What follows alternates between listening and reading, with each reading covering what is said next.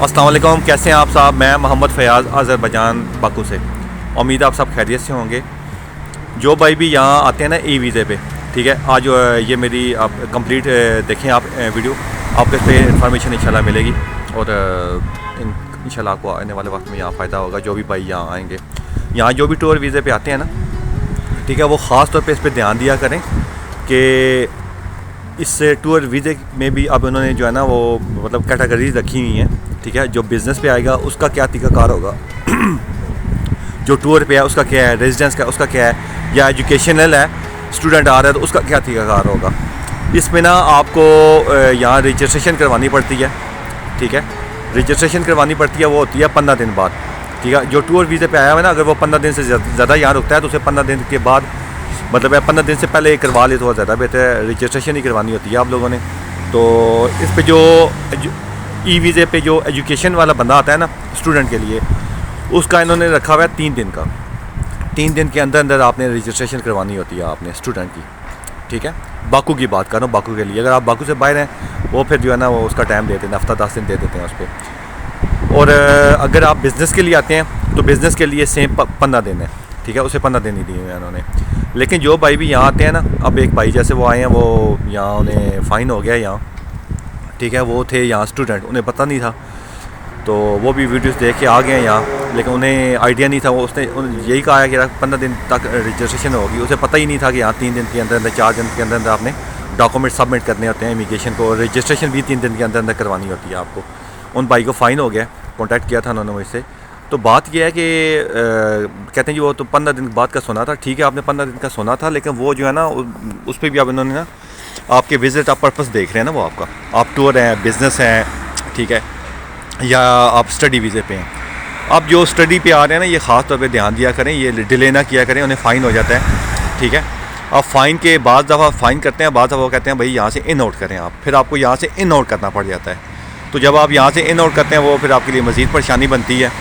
तो कोशिश किया करें कि आप जो है ना यहाँ आके फिल फॉर रजिस्ट्रेशन कर दिया करें। रजिस्ट्रेशन क्या चीज़ होती है मेरे भाई, ये इमिग्रेशन को आपने बताना होता है कि मैंने इस जगह स्टे किया हुआ है, बस सिंपल, ठीक है। अगर आप किसी होटल में हैं तो होटल वाले को कहें वो रजिस्टर कर दे, वो फ्री होती है, उसमें कोई इतने पैसे वाला चक्कर तो होता ही नहीं है उसमें।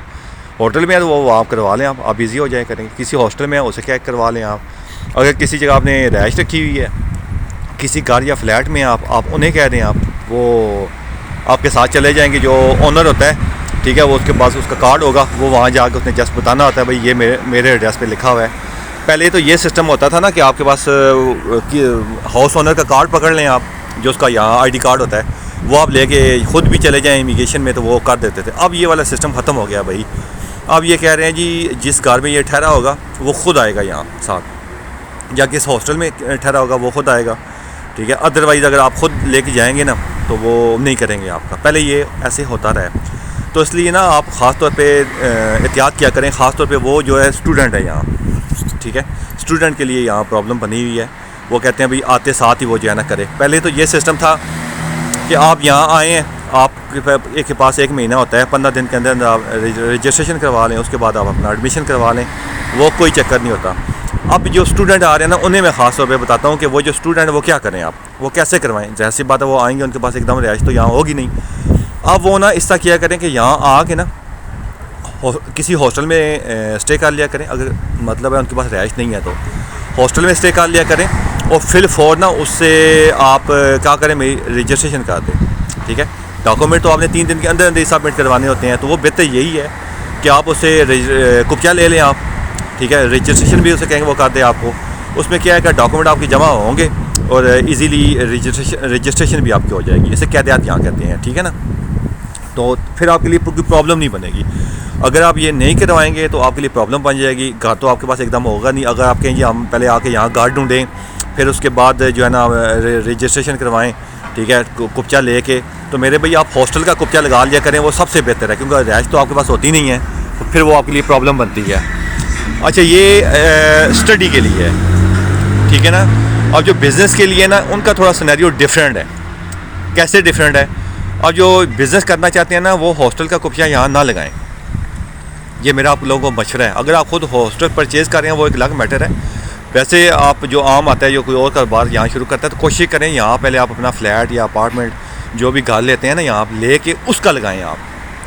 रजिस्ट्रेशन बेशक आप करवा लें, रजिस्ट्रेशन का कोई इशू नहीं है, आप बेशक वहाँ करवा लें, 15 दिन के अंदर अंदर होती है। लेकिन जो आपने कुप्चा लगाना होता है ना, जहाँ आपने डॉक्यूमेंट जमा करवाने होते हैं, ठीक है, उसके लिए आप जो है ना यहाँ घर फ्लैट या अपार्टमेंट जो भी लेना है ना उसका लगाएं आप वहाँ, ये सबसे बेहतर होगा आपके लिए, ठीक है। कुप्चा भी लगा लें और कोशिश करें, इस वक्त एग्रीमेंट हो रहे हैं, एग्रीमेंट भी बनवा लें आप, वो भी आपके पास होना चाहिए क्योंकि इमिग्रेशन विज़िट कर रही है और जो है ना वो फ़ाइन कर रही है जगह जगह पे, ठीक है।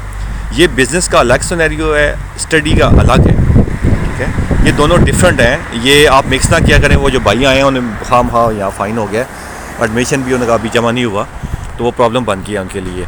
तो इसलिए ना आप भी कोशिश किया करें कि इन चीज़ों को ख़ास तौर पे ध्यान रखा करें। पहले ये सारा एक ही था सिस्टम, अब इन्होंने ये अलग अलग कर दिया है, जिस वजह से बहुत सारे लोगों को ये परेशानी बनी हुई है, यार हम क्या करें आप। तो मैं ये चीज़ समझ सकता हूँ कि अब इन्फॉर्मेशन भी ज़ाहिर सी बात है हर एक कोई इस तरह की नहीं दे रहा होता, ठीक है, ना ही कोई डीपली। आप इनकी ऑफिशियल वेबसाइट भी चले जाया करें, वहाँ चेक कर लिया करें, वो सबसे बेहतर होता है। उसमें आपको पता चल जाता है कि भाई यहाँ इस वक्त इनका क्या सिनेरियो है, क्योंकि फॉरेन लॉ जो होते हैं ना वो आए दिन तब्दील होते हैं, ठीक है, उनमें चेंजिंग्स होती रहती है। ये हर जगह ऐसे ही होता है, हर जगह चेंजिंग्स होती हैं। फिर उसमें आम इंसान को, बंदे को जो विज़िट करने वाला होता है उसे इस बात का आइडिया नहीं होता, या जो कारोबार करने के लिए आया होता है उसे इस बात का पता नहीं होता, या जो यहाँ स्टडी करने के लिए आया है उसे भी इस बात का नहीं पता होता कि भाई क्या होता है। पहले सिस्टम और था, वो भाई कहते हैं ये पहले मैं आया हूँ तो पहले तो कोई ऐसा सीन नहीं था, अब आए हैं तो इन्होंने मेरे साथ ये कर दिया है, मेरे साथ धोखा हो गया।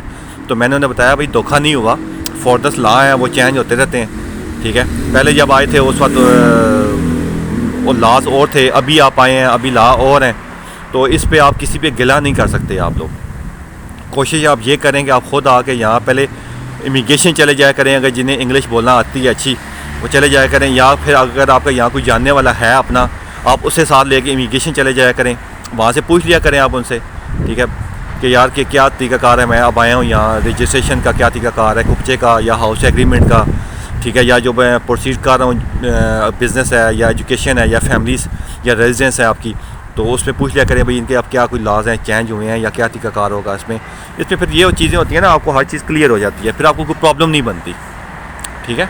तो हमें याद रखिएगा। अल्लाह हाफ़िज़।